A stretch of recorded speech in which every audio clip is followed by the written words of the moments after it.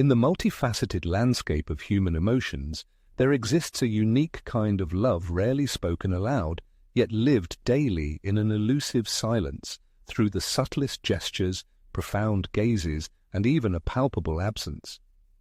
The tragedy is that the vast majority of people lack the ability to recognize this hidden affection.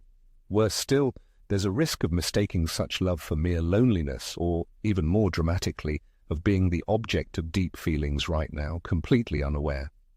Drawing on the insightful ideas of Carl Jung's depth psychology, this material aims to shed light on how to identify unspoken love and why it is far more common and potentially more perilous to emotional well-being than generally believed.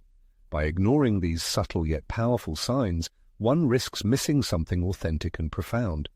However, by mastering the art of recognizing them, one can finally comprehend who truly holds genuine feelings for them, even if those feelings have never been articulated. To grasp the nature of love without appealing to the concept of the unconscious is akin to attempting to understand a complex novel by merely glancing at its cover, ignoring the depth of its plot and characters. According to Carl Jung's insight, the primary part of our relationships is formed and develops not on a conscious, logical, or rational level of thinking. Instead, their roots delve deep into the hidden labyrinths of the human psyche, where suppressed emotions, hidden fears, unspoken desires, long-standing traumas, and the boldest fantasies lie dormant.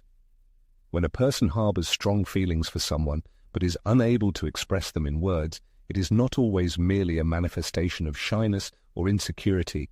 It can be the unconscious striving to break free, to find its way to expression. For what remains unsaid and locked within will almost inevitably find another means of manifestation, often in the most unexpected and powerful ways. One of Carl Gustav Jung's central ideas that helps to deepen the understanding of unspoken love is the concept of projection. This psychological process manifests when an individual recognizes qualities or traits in another person that, in essence, reside within themselves but remain inaccessible to direct awareness. The individual unconsciously transfers their own properties, fantasies, aspirations, and even repressed aspects of their personality onto another person, and then experiences attraction to this created image, this symbolic construct. This is why at times the true object of infatuation is not the real person, but rather a carefully constructed idea about them, reflecting something the subject wishes to experience or heal within their inner world. Projection possesses immense power, capable of establishing deep connections, but simultaneously it harbors significant danger as it can mislead and distort the perception of reality. Another fundamental concept in Jungian psychology is the shadow. Jung argued that every individual possesses an aspect of their psyche that they meticulously try to conceal from others and themselves. This aspect includes impulses, deep fears, unfulfilled desires, and character traits that do not align with the idealized image the individual wishes to present to the world. It is important to note that the shadow is not exclusively negative. It encompasses everything that has been suppressed or relegated to the unconscious. Often it is precisely in this hidden realm that silent, unspoken love originates. People choose to love in silence because the feeling can evoke intense fright, anxiety, or simply conflict with their own perceptions of who they ought to be. The shadow manifests spontaneously and is not subject to conscious control. A person might start avoiding someone they are attracted to or inexplicably feel anger towards them or even see them in dreams, even after consciously giving up any claims. Such contradictory behavior serves as a clear sign that unconscious processes are taking over, governing emotions and actions. When considering the phenomenon of silent love, it is impossible to overlook synchronicity, another profound concept proposed by Jung. Synchronicity represents an astonishing phenomenon in which external events reveal a meaningful coincidence with an individual's internal psychic states. This extends beyond mere coincidence. Rather, it feels as though some higher power or the universe itself carefully orchestrates encounters, transmits special messages, or sends subtle signs. For example, when one thinks intensely of someone and that person unexpectedly appears, or when a song plays that seems specifically written for two people. Such moments resemble barely perceptible winks from the depths of the unconscious, striving to reveal something that consciousness has not yet fully grasped. Jung, however, did not view these experiences as manifestations of magic. For him, they were powerful symbols, and symbols possess immense power because they appeal directly to the most intimate levels of the human soul. Thus, when an individual experiences love in silence, it in no way indicates an absence of deep feelings. On the contrary, it may suggest that these feelings are so comprehensive and powerful that they have surpassed the limits of conscious control and verbal expression. In such cases, the body involuntarily reacts to this internal storm. Gestures become unusually tender, the gaze acquires a special depth and expressiveness, but words seem to get stuck, refusing to come out. And perhaps it is in this silence that the most authentic and sincere love manifests. It is found not in what can be expressed through speech, but in what overwhelms a person, breaking through despite all silence, proving its undeniable power. There is a distinct and scientifically confirmed phenomenon that testifies to the activity of the unconscious. It occurs when an individual begins to imitate the movements, speech, and even the breathing rhythm of another person. For example, if someone utters a phrase and moments later the interlocutor repeats it in the same manner, or when they laugh just like you, use the same words, or adopt a similar posture. Can this be attributed to mere coincidence? Perhaps, but in many situations it points to something much deeper, unconscious mirroring. This phenomenon has a solid scientific basis rooted in the activity of mirror neurons. It is these neurons that enable a person's ability to imitate and establish a deep connection with others. When an individual experiences empathy, when they feel admiration for someone, or sense a powerful emotional attraction, their brain involuntarily begins to reproduce the other's behavioral patterns, often without any conscious involvement. However, mirroring is not limited to a neurological reaction. It also serves as a subtle yet expressive manifestation of connection. When someone unconsciously begins to adopt another's facial expressions, gestures, intonations, and manner of speaking, it is as if their unconscious silently says, "I understand you."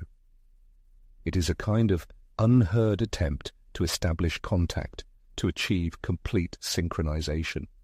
Of course, such mirrored behavior is not always evidence of love. It can be due to simple liking, charismatic influence, or a genuine desire to fit harmoniously into a social group. Nevertheless, there is one critical aspect that fundamentally changes the perception of this phenomenon: its consistency and exclusivity. If such behavior manifests exclusively towards one person, if mirroring is observed even in purely personal or more intimate moments of interaction, then the signal becomes significantly stronger and more meaningful. It appears as if, without realizing it, the individual seeks to tune into another's frequency, as if silently proclaiming, "I understand you," or even, "I want you to notice me." The great thinker Jung was convinced that genuine, deep relationships originate at the moment when recognition occurs at the level of unconscious minds, when something in one person resonates with something in another.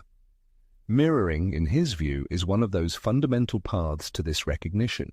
This is why sometimes a person experiences an inexplicable feeling of familiarity with someone they have only recently met, or catches themselves asking, "Why does this person understand me so quickly?" Perhaps it's not just a matter of chemistry or instant rapport. Perhaps it's two unconscious minds attempting to establish communication before words have time to acquire any meaning. The human body never ceases its silent dialogue. If even a fleeting reflection in a mirror can lift the veil over hidden connections, there is another indicator much harder to control: the gaze. For unlike spoken words, eyes cannot deceive. There are gazes capable of piercing through, not because they are intrusive or impertinent, but because they carry something that has not yet found its expression in verbal form. A long, lingering gaze that either hesitates to stay or is too quickly averted usually conveys much more than it might seem at first glance. Sometimes one can notice a person observing intently during a conversation, as if trying to capture every detail of what is happening. At other moments, they cast a quick glance and immediately look away, as if caught red-handed with a feeling they completely don't know what to do with. Neither of these reactions can be considered neutral. In each case, a deep emotional field is activated. The gaze represents humanity's primal language. Even before people mastered speech, they already knew how to look. Carl Jung asserted that the unconscious expresses itself through images and symbols, and the gaze perhaps is the most distinct symbol of human emotions. It reveals tension, deep yearning, unfeigned fear, and sincere surprise that cannot be conveyed in words. In the context of unspoken love, the gaze almost always serves as the clearest key to true feelings, for it is elusive to conscious control.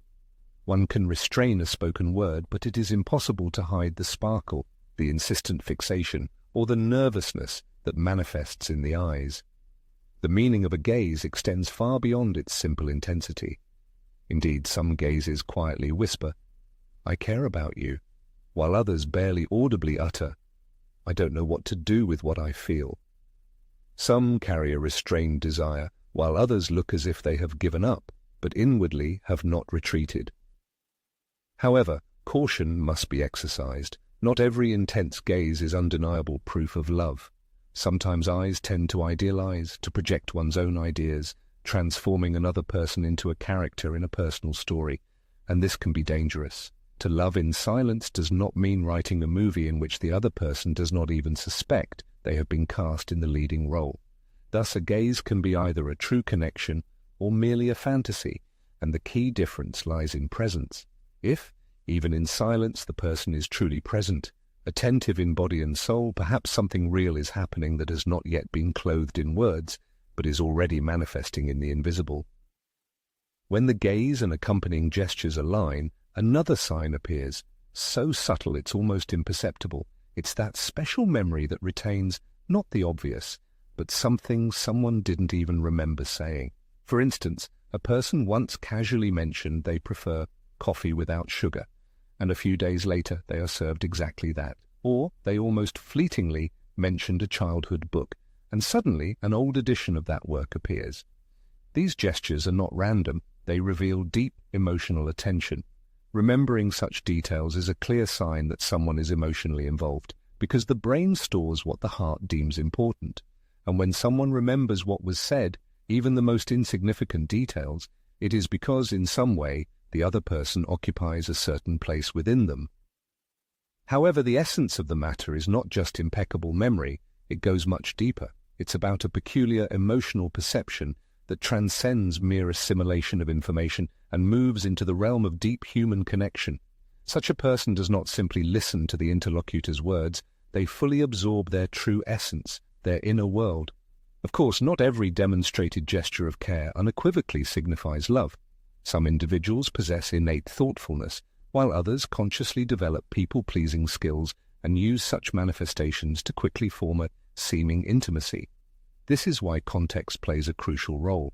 True affection is distinguished from an attempt to impress by its ease and naturalness. When care is shown without any ostentation, without a desire for immediate reciprocity, without a craving for recognition and praise, that is when it attains its highest degree of reality. It is that tenderness that needs no applause. And if such an attitude comes from a person who does not behave this way with everyone else, then this signal becomes even more powerful and significant. Remembering a seemingly insignificant detail becomes a silent message. I am paying close attention to you. You mean a great deal to me. Small but meaningful gestures are like secret notes, skillfully hidden in everyday routine. They speak in whispers, yet express an incredible amount. And in the annals of unspoken love, it is often these details that bear the full weight of deep feelings, in the absence of direct words, in the tenderness of presence itself. However, what happens when, despite all these obvious signs of reciprocity, a person suddenly begins to distance themselves? What causes intimacy, instead of uniting people, to instill deep fear in them? Here lies the true paradox of so-called silent love. The more palpable and real it becomes, the stronger it can evoke an irresistible desire to retreat. one can clearly feel something special emerging between people, an invisible connection establishing itself, gazes meeting and interaction seeming genuine and profound. But the next moment, an inexplicable withdrawal occurs.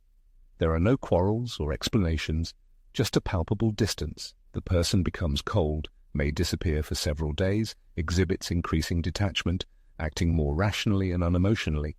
In such a situation, one involuntarily asks, "What did I do wrong?" Perhaps nothing at all. It is likely that this very intimacy touched something within them, something they are not yet ready to confront. When a true feeling begins to break through carefully constructed barriers of emotional control, many people retreat not because they feel nothing, but precisely because they feel too much. And here the main paradox manifests. The deeper the emotional connection becomes, the stronger the fear of this attachment. Such distancing can be perceived as direct rejection, and sometimes it truly is. However, in many cases it is a complex form of unconscious self-protection. Silent love is often accompanied by deep ambivalence, a simultaneous passionate desire to be close, and a sharp fear of dissolving into the relationship, of losing one's own self. The person genuinely strives for this connection, but does not know how to cope with the overwhelming feelings, so they instinctively build barriers, avoid contact, and become silent. As the eminent psychologist Carl Jung asserted, everything we repress and suppress does not disappear without a trace. It transforms into the shadow, an unconscious part of the psyche. And often it is this shadow that compels a person to reject another precisely at the moment when the emotional connection reaches its peak and begins to strengthen. The fear of being vulnerable, the fear of reliving past emotional wounds, or the apprehension of losing one's individuality, all these factors can operate covertly, governing behavior from behind the scenes. In human relationships, a particular type of attachment is found that affects the dynamics of intimacy. Individuals with an avoidant attachment style often experience deep discomfort when emotional closeness approaches. They are capable of establishing contact, but as the intensity of feelings increases, they prefer to withdraw. On the other hand, those characterized by an anxious attachment style demonstrate the exact opposite reaction. The more the partner distances themselves, the more persistently they strive for closeness. The result of such a confrontation is a complex emotional dance, full of attraction and repulsion, whose logic can sometimes be extremely difficult to comprehend. It is in this irresolvable dynamic that significant danger lies. The unjustified assumption that distance necessarily indicates disinterest can lead to excessive disappointment and broken hopes. At the same time, a persistent desire to develop a relationship with an emotionally unavailable person can only feed illusions and cause deep pain. The key to understanding is careful observation of recurring patterns. If withdrawal invariably occurs whenever the level of intimacy begins to grow, this serves as an unequivocal signal, a kind of message from the depths of the unconscious, indicating something is hidden here that requires understanding before it can be fully experienced. As Jung wisely noted, everything that irritates us about others can lead us to a better understanding of ourselves. Sometimes another person's distancing not only reveals their own internal conflicts and unresolved issues, it also mercilessly exposes your own. And it is in this uncomfortable yet truthful mirror, reflecting true motives and fears, that the genuine path to self-knowledge begins.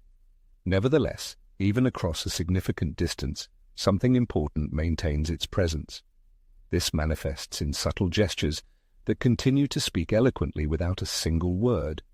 I remember your existence, and my concern is still with you. Wordless questions like, "Did you get home safely?" or "Don't forget to eat," as well as reminders such as, "Put on your jacket, it's getting cold," are not grand declarations. They contain neither lavish bouquets nor magnificent promises, yet they carry the purest, unadulterated affection. In the annals of unspoken, heartfelt affection, daily care often stands as one of the most consistent and yet most underestimated manifestations.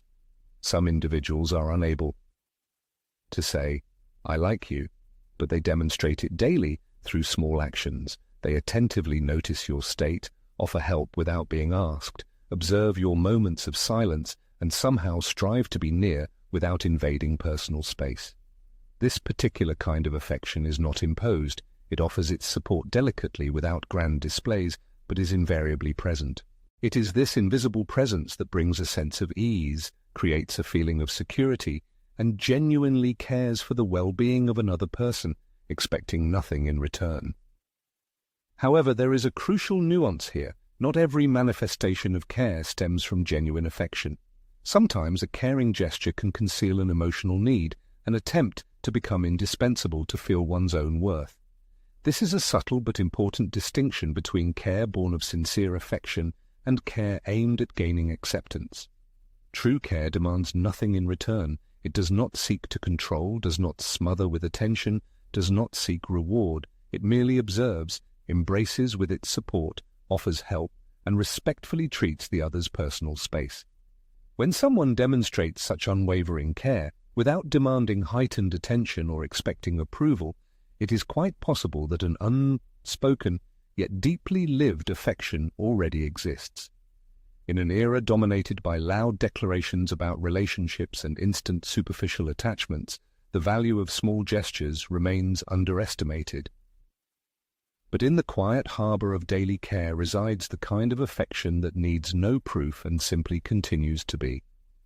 When the manifestation of care takes on such a pronounced and specific character that it resembles mirroring, it indicates something more than simple attention.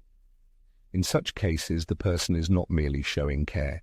They begin to purposefully adjust their manners, preferences, and even views, striving to harmonize as much as possible with who the other person is. For example, if you express approval of a piece of clothing, the interlocutor begins to dress similarly. Or if you casually mention a certain film, within a few days they have watched it, ready for a detailed discussion. When someone begins to model their own personality, orienting themselves to others' opinions, something special is happening, and it can go beyond ordinary liking. The relentless pursuit of another's approval is sometimes one of the most subtle and skillfully hidden signs of unexpressed affection, like a silent question. Please see me in a good light. Thus, affection transforms into a purposeful desire to please. Such interaction can, of course, stem from a noble source, genuine admiration. When we like someone, it is natural to want to make a favorable impression, to show our best qualities and to connect. However, when this desire becomes obsessive, when a person seems to carefully weigh every step, guided by another's thoughts, something much deeper may be occurring. Often this is associated with idealization. The person begins to see the other not in their true light, but through the prism of their own desires, an imagined ideal. And simultaneously, they try to conform to the image they believe will be approved. Ultimately, this becomes an interaction where neither side reveals their authentic self. Carl Gustav Jung warned about this kind of projection. Relationships based on a strong need for approval are usually fragile, as the connection is built around an imagined ideal rather than on authentic reality. Therefore, if someone constantly seeks your approval, one should pay close attention. Is true affection really present? It's possible, but it could also stem from deep self-insecurity, fear of rejection, or an insatiable thirst for acceptance. And in those areas where fear dominates, true love finds itself trapped, caught between genuine feelings and forced manifestations. But what happens when this deep, inherent human need for approval extends far beyond spoken words, when the body itself, that impeccable witness to internal states, begins to involuntarily distort the image the individual strives to maintain? For some people are capable of skillfully concealing their true feelings in conversation, but their physical reactions often betray what is hidden. Imagine a situation. Upon the appearance of a certain person, an individual who was loud and outgoing with everyone else becomes noticeably more reserved in their immediate vicinity.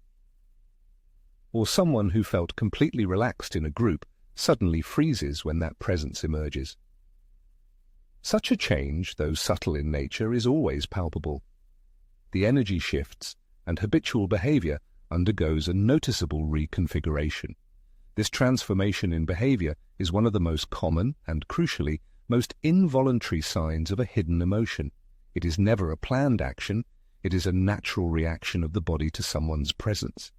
The voice may change, the posture becomes different, nervous jokes may slip out, or an awkward silence may arise, completely uncharacteristic of the person's usual behavior.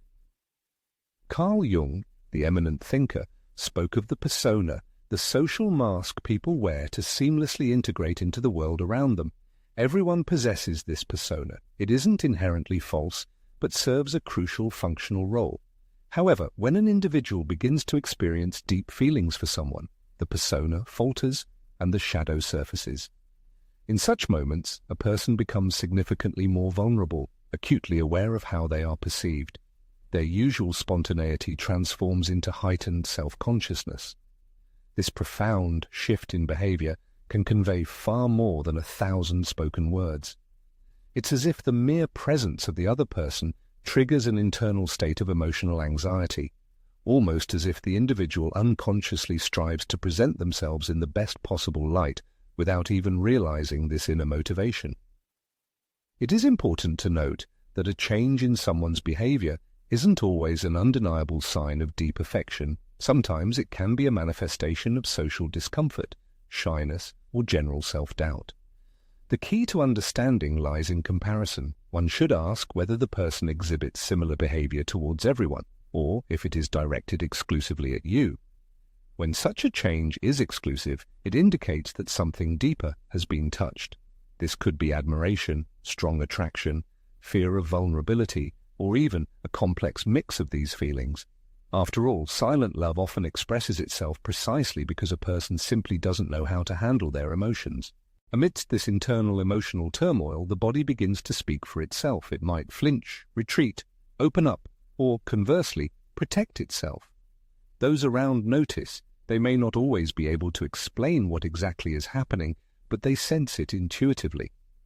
A natural question then arises: how does one distinguish a true feeling from what is merely fear, need, or a projection of one's own desires? The answer to this question doesn't lie solely in the other person's actions. It resides in how you yourself feel when encountering these manifestations. Not every silent gesture is born of love. Not every memory, every bit of care, every cautious approach signifies a genuine and deep emotion. Sometimes what at first appears to be affection is, in reality, merely need. What feels like a strong connection turns out to be simple dependency, and it is precisely in such situations that people often experience pain. When someone is emotionally involved, they naturally wish to believe the best. They begin to look for signs, interpret gestures, and attribute profound meaning to things that may be no more than an unconscious reproduction of old, ingrained behavioral patterns. As Jung said, what remains unresolved within us, we inevitably repeat externally. We reproduce in relationships those aspects that we have yet to acknowledge and work through within ourselves. This is why it is critically important to pause and honestly assess the situation. What a person receives from or gives to another, is it love or merely attachment? The difference may seem subtle, but it can change absolutely everything. True love possesses one key characteristic. It grants a person profound inner freedom. It expresses respect, applies no pressure, issues no ultimatums, and does not seek to reshape the other person to fit one's own expectations. A genuine feeling is perceived as weightless, even when deep. It doesn't restrict, shackle, or resort to manipulation. Emotional attachment, conversely, stems from a sense of inner emptiness. It needs the presence of the other to find peace and confidence. It demands constant attention, unconditional approval, and unceasing desire. And when these are absent, panic ensues. If a person feels that a connection depends on constant vigilance and continuous validation to sustain its life, it is likely that attachment, not love, dominates. There are a few simple, yet sometimes difficult questions that can help delineate these concepts. One should ask, does the person feel true freedom alongside this companion, or do they fear saying anything inappropriate, dreading the potential disruption of a fragile bond? Do they allow themselves to be authentic, or do they constantly strive to please, meticulously choosing every word and adjusting their demeanor just to maintain the other's favor and interest? Love does not require a performance. Attachment, conversely, craves it. Another important question: can this person see the other's true essence, their imperfections, their limitations, their difficult days, or only during moments of triumph and brilliance? Excessive idealization is classic evidence that projection, not genuine interaction, is dominant. And every projection has an expiration date. Eventually, the created image inevitably crumbles, and then the illusory enchantment turns into a feeling of pressure, deep disappointment, and inexorable distance. Carl Jung asserted that genuine interrelation between two people arises only when each is prepared to turn inward before seeking completion in someone else. Love is possible only between self-sufficient individuals. Attachment, on the other hand, is a bond between incomplete entities, harboring the hope that the other will fill their inner void and deficiency. When a feeling is true, it will maintain its strength even in silence, even during periods of forced pauses, even in the absence of any external guarantees, because it is not founded on a desire for control. It simply exists, requiring no proof or effort. If what is felt is not genuine love, that is entirely natural. True pain often lies not in the loss of the person themselves, but in the shattering of an idealized future that one had envisioned. Recognizing this fact represents a significant breakthrough on the path to genuine emotional independence. But what if, amidst all these deep reflections, it suddenly turns out that perhaps he or she was the one harboring deep feelings, preferring silence? What if this unspoken longing is actually a reflection not so much of the object of affection, but of that aspect of one's own personality that never found the courage to reveal itself? Perhaps you have discovered your own reflection in many of the characteristic signs discussed, not as the recipient of these manifestations, but as their unspoken source. You are the one who meticulously remembers the smallest details, covertly shows care, avoids direct eye contact, and whose behavior noticeably transforms in the presence of the object of your feelings. You feel it deeply within, but dare not utter a word. What motives hold you back from confessing? One reason might be an overwhelming fear, the fear of destroying an existing friendship, the apprehension of rejection or not receiving reciprocal feelings. Or perhaps it is pride, an invisible shield that one erects around one's own vulnerability, striving to protect it at all costs. It's possible that he or she is still in the process of understanding their own emotions. For love, at times, is entirely unbidden, devoid of all logic, and its unpredictability can inspire genuine terror. At first glance, unspoken adoration may seem like a safe haven. One doesn't reveal their feelings, thereby avoiding potential risks. However, with the passage of time, what initially served as protection gradually begins to constrain and suffocate. The unseen feeling gets stuck somewhere halfway between the heart and the throat, finding no outlet. One begins to mentally replay scenarios and stories destined to remain mere figments of imagination, never materializing in reality. The relentless march of time continues. The object of affection moves forward in life, while one remains in the same place, in agonizing anticipation of what may never come and what one will likely never dare to pursue. Carl Jung, the distinguished thinker, always emphasized the vital necessity of integrating the hidden aspects of the human psyche, bringing to light what typically resides in the shadow. In this context, when one experiences love in deep silence, however romantic and sublime the situation may seem, it often represents precisely this, a part of oneself left in darkness. However, this part yearns to be seen and heard, not necessarily to be declared to another person, but primarily to be acknowledged by oneself. One of the simplest yet powerful exercises for achieving such self-knowledge is writing, without any filters, without editing, without worrying about grammar. It's just you alone with the page. You should write down everything you feel, everything you avoid, everything you fear. You must allow it all to come out. This becomes a way to give voice to what has so far remained silent within, a kind of quiet catharsis, capable of bringing profound transformation. For before asking anything from anyone else, one needs to truly hear oneself. And sometimes it is precisely in this process of self-analysis that the realization comes that it is time to let go. Or, just possibly, to find the courage to finally speak it aloud. But what if this love is unrequited? You may have seen signs, felt a deep connection, expected something to manifest, but gradually it became clear. Perhaps the other person doesn't feel the same, or they do but choose not to act, or they feel something but not what you feel. And this causes pain. Unrequited love is one of the most human and paradoxically loneliest experiences because this feeling belongs entirely to one person. It cannot be shared with the one who inspired it. There is no reciprocity, no promises, no shared future. There is only you and your own feelings. However, this does not mean that such an experience is useless. On the contrary, with time and proper attention, it can become one of the most transformative. Loving without receiving love in return does not diminish the intensity of the feelings experienced. It does not erase the beauty and depth of the emotions. It merely shows that to truly love, one must also accept the limits and conditions of reality. Naturally, at the beginning, one is often tempted to convince themselves that hope is not yet extinguished, that perhaps the other person simply needs more time, or that the signs were misinterpreted. However, a point inevitably arrives when stubbornly clinging to the past becomes an act of self-destruction. At this moment, nurturing hope without any real basis becomes a way of getting stuck in a world that no longer exists.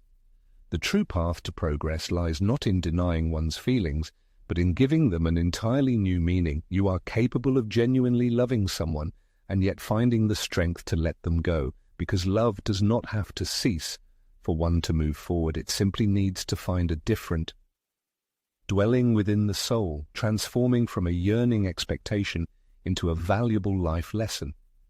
To overcome such a situation, there are specific, effective methods. Firstly, it is crucial to break the vicious cycle of idealization. Stop endlessly replaying every gesture and every conversation in your mind, for this only fuels deceptive illusions.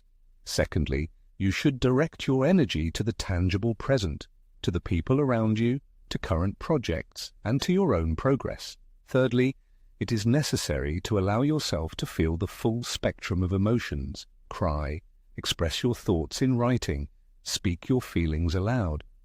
Attempts to pretend that the pain is absent only exacerbate and prolong suffering. As the distinguished thinker Jung asserted, what we deny controls us, what we accept transforms us.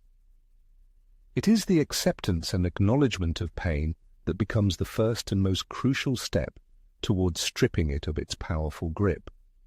And then gradually you return to yourself. You begin to understand that the true value of your love is not determined by the other individual's reaction, and then without undue drama and without haste, you reconcile with the existing reality, thereby creating space for a potentially new and better future. Often a moment arrives when, despite all preceding circumstances, one feels an irresistible need to express their innermost feelings. At times it becomes impossible to hold these feelings inside, for the very silence that once served as protection now feels like an oppressive prison. In such moments, the internal question inevitably arises, what if I voice this? What if I open up? It is important to note that such an urge stems not from impulsivity or a desire to exert pressure, but from a deep necessity to be honest with one's own sensations. Declaring personal feelings does not aim to possess the other person. Its true purpose is to free oneself from the burden of silent waiting that constrains from within. It is an act of naming what churns and lives deep within the soul, allowing this feeling to move in the proper direction. However, the manner in which this step is taken is paramount, and it is awareness that transforms such a confession from an act of despair into a mature and meaningful deed. First and foremost, one must ask themselves about the true motivation behind such an utterance. Is it merely an attempt to release internal tension, or is the goal to create a real possibility for something new to emerge? Perhaps there is an attempt to force the other person to feel the same way. If the answer to this question indicates that the desire for reciprocity outweighs the need for self-expression, then it is likely that the appropriate time for confession has not yet arrived. Secondly, the timing of such a revelation must be dictated by deep respect for both the interlocutor and oneself. One should avoid hasty, impulsive confessions, sending random messages or voicing innermost thoughts during moments of extreme emotional vulnerability. A feeling, especially one as strong as love, deserves an honorable place and circumstances for its utterance, even if it is simple, and even if it does not find a reciprocal response. Thirdly, one must speak with calm clarity and genuine sincerity. There is no need to dramatize the situation or demand an immediate answer. It is enough to simply express what is felt and allow the ensuing silence to fulfill its function, now no longer as an oppressive prison, but as a necessary pause for reflection. As the eminent thinker Carl Jung asserted, our mission is to make the unconscious conscious. And expressing deep feelings is precisely such an act. It is the process of bringing out of darkness and oblivion what has long been hidden in the depths of the psyche. It is not impossible that the other person will not share these feelings. However, it is also possible that he or she will feel the same. But the most important outcome of this action is that by expressing one's experiences, one ceases to be a prisoner of uncertainty and constant maybe. And this alone grants true freedom. Unspoken love, this genuine feeling, is no less real than that which is clothed in words. It has simply chosen a different path of manifestation, a path of quiet and imperceptible presence, expressing itself through the subtlest gestures and barely noticeable signals. These signs remain invisible to most, accessible only to those who are ready to recognize them. Perhaps at this moment someone's name has come to the reader's mind. Perhaps someone is currently experiencing a similar story, realizing its depth. Or perhaps an individual has suddenly understood that for a long time they misinterpreted something that was, in fact, a disguised but profound feeling. The essence is that the view now becomes clearer because silent affection does not live in loud declarations. It resides in the smallest details of existence, in what happens outside the purview of casual observers. As Carl Jung, the distinguished thinker, aptly remarked, "What remains unconscious controls us." Indeed, when one learns to notice those signs and manifestations that were previously systematically ignored, they gain true freedom. This is the freedom to choose one's path more consciously, to feel the fullness of being with greater depth, and finally, to cease reproducing those life scenarios that imperceptibly but persistently cause emotional pain. There is no need to go to extremes, becoming paranoid or trying to decipher every minor gesture as some secret message. However, it is extremely important to remain open to subtle manifestations of feelings and to possess sufficient maturity not to depend exclusively on obvious and loud confirmations. Some deep feelings are never verbalized, and this is perfectly normal. What is abnormal, however, is to lose oneself while endlessly waiting for such verbal declarations. Love undoubtedly can be elusive and delicate, but one's consciousness should by no means remain blind to its presence. Ultimately, comprehending unexpressed attachment represents a genuine manifestation of sensitivity, attentive listening, and unwavering courage. Such an awareness may not be able to rewrite the pages of the past or influence major historical events, but it undoubtedly possesses the power to profoundly transform the individual themselves, which, in turn, fundamentally changes their entire perception of the world. Only those who have learned to penetrate beyond the superficial layer of verbal expression are truly capable of recognizing the love that remains silent. And once such a vision opens to a person, their capacity for love and their very perception of it undergo irreversible changes, making the former way of feeling